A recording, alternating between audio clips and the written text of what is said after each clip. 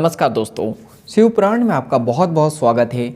आज हम लोग पढ़ने वाले हैं शिव पुराण की श्री रुद्र संहिता के द्वितीय खंड के 17वें अध्याय को, सती को शिव से वर की प्राप्ति। तो चलिए शुरू करते हैं।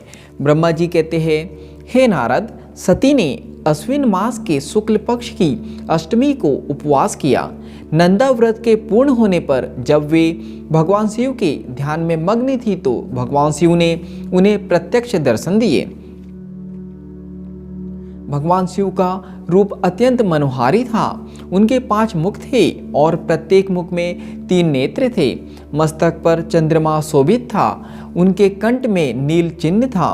उनके हाथ में त्रिशूल, ब्रह्म कपाल, वर तथा अभय था। उन्होंने पूरे शरीर पर भस्म लगा रखी थी। गंगा जी उनके मस्तक की शोभा बढ़ा रही थी। उनका मुख करोड़ों चंद्रमाओं के समान प्रकाशमान था। सती ने उन्हें प्रत्यक्ष रूप में अपने सामने पाकर उनके चरणों की वंदना की।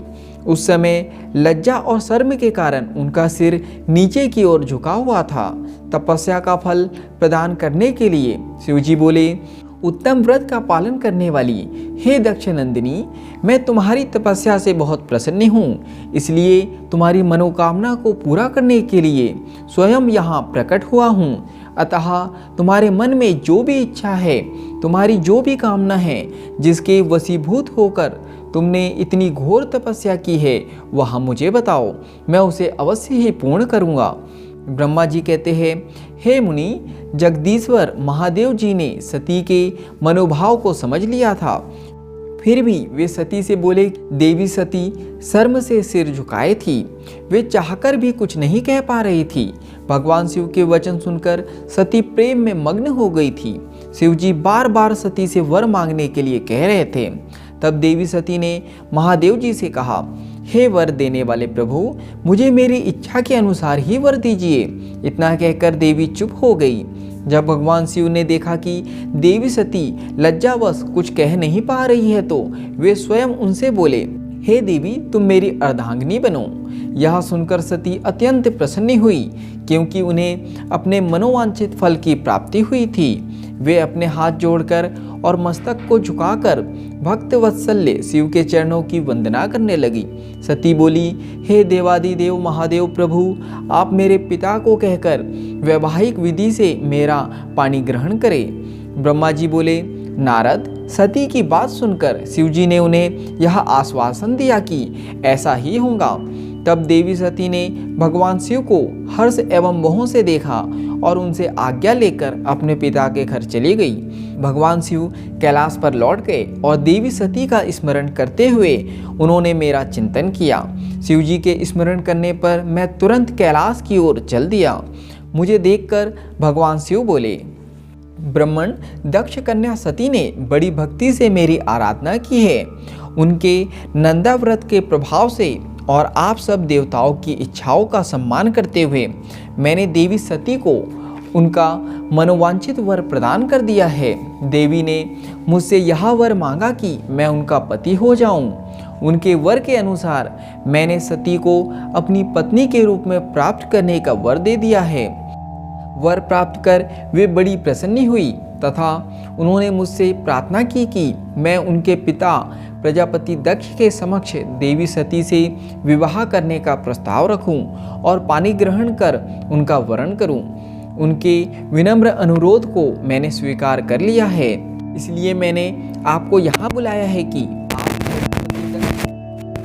उनसे देवी सती का कन्यादान मुझसे कराने का अनुरोध करें। भगवान शिव की आज्ञा से मैं बहुत प्रसन्न हुआ और मैंने उनसे कहा, भगवान, मैं धन्य हो गया जो आपने हम देवी देवताओं के अनुरोध को स्वीकार कर देवी सती को अपनी पत्नी बनाना स्वीकार करने और इस कार्य को पूरा करने के लिए मुझे चुना।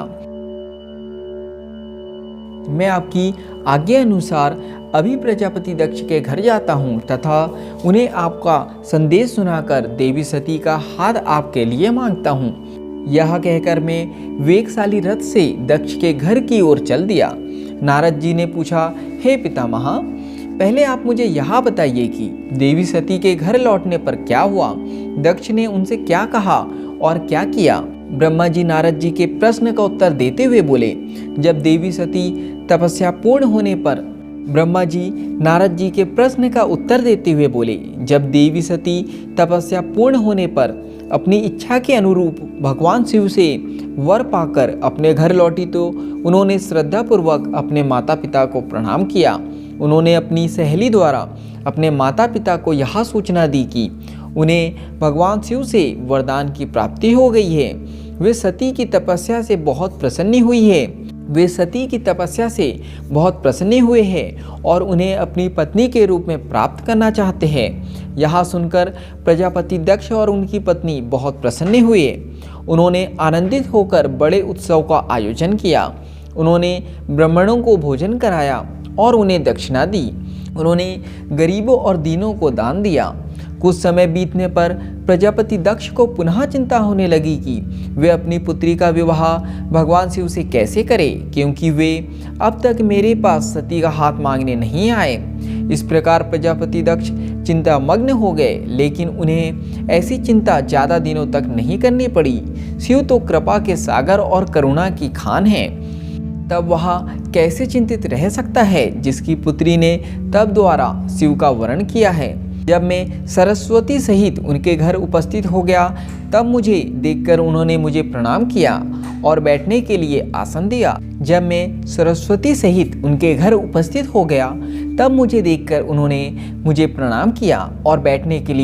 दिया। तत्पश्चात दक्ष ने मेरे आने का कारण पूछा तो मैंने अपने आने का प्रयोजन बताते हुए कहा, हे प्रजापति दक्ष, मैं भगवान शिव की आज्ञा से आपके घर आया हूँ। मैं देवी सती का हाथ महादेव जी के लिए मांगने आया हूँ। सती ने उत्तम आराधना करके भगवान शिव को प्रसन्न कर उन्हें अपने पति के रूप में प्राप्त करने का वर प्राप्त किया है। अतः तुम शीघ्र ही सती का पानी ग्रहण शिव जी के साथ कर दो। नारद, मेरी यह बातें सुनकर दक्ष बहुत प्रसन्न हुआ। उसने हर्षित मन से इस विवाह के लिए अपनी स्वीकृति दे दी। तब मैं प्रसन्न मन से कैलाश पर्वत पर चल दिया। वहाँ भगवान शिव मेरी उत्सुकता से प्रतीक्षा कर रहे थे। वहीं दूसरी ओर प्रजापति दक्ष उनकी पत्नी और पुत्री सती विवाह प्रस्ताव आने पर हर्ष से विभोर हो रहे थे। तो यहाँ पर शिव पुराण की श्री रुद्र संहिता के द्वितीय खंड के 17वें अध्याय का समापन होता है। आज के लिए इतना ही। धन्यवाद।